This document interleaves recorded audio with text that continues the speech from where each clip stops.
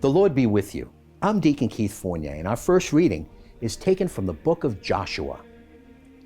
Yahweh then said to Joshua, "Today I have taken the shame of Egypt away from you." Hence, the place has been called Gilgal ever since. The Israelites pitched their camp at Gilgal and kept the Passover there on the 14th day of the month, at evening, in the plain of Jericho. On the very next day after the Passover, they ate what the land produced, unleavened bread and roasted ears of corn.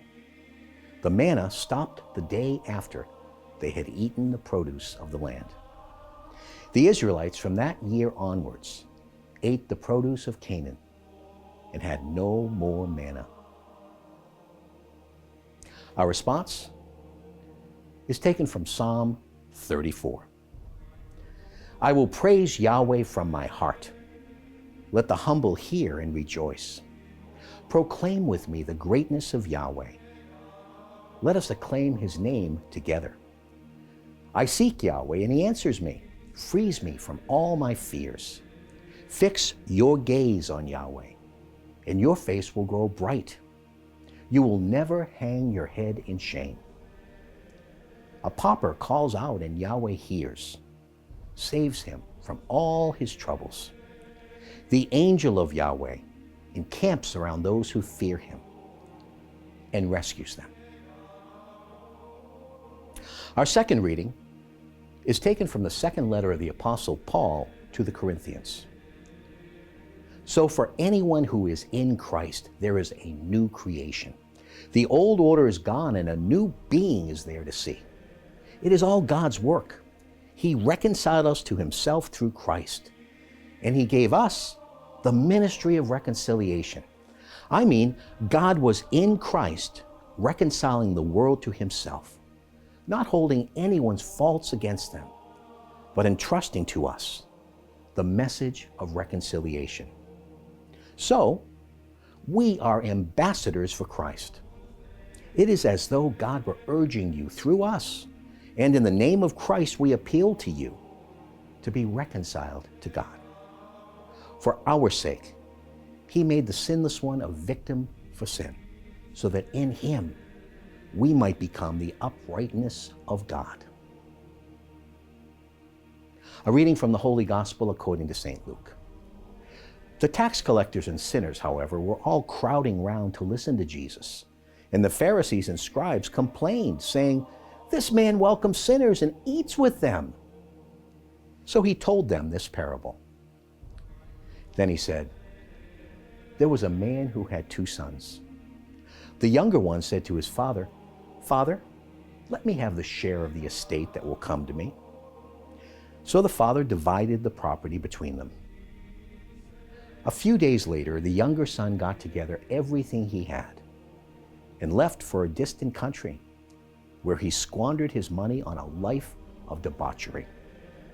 When he had spent it all, that country experienced a severe famine, and now he began to feel the pinch. So he hired himself out to one of the local inhabitants, who put him on his farm to feed the pigs. And he would willingly have filled himself with the husks the pigs were eating, but no one would let him have them. Then he came to his senses and said, 'How many of my father's hired men have all the food they want and more? And here am I, dying of hunger. I will leave this place and go to my father and say, Father, I have sinned against heaven and against you. I no longer deserve to be called your son. Treat me as one of your hired men.' So he left the place and went back to his father. While he was still a long way off, his father saw him and was moved with pity. He ran to the boy, clasped him in his arms, and kissed him. Then his son said, 'Father, I have sinned against heaven and against you. I no longer deserve to be called your son.' But the father said to his servants, 'Quick, bring out the best robe and put it on him.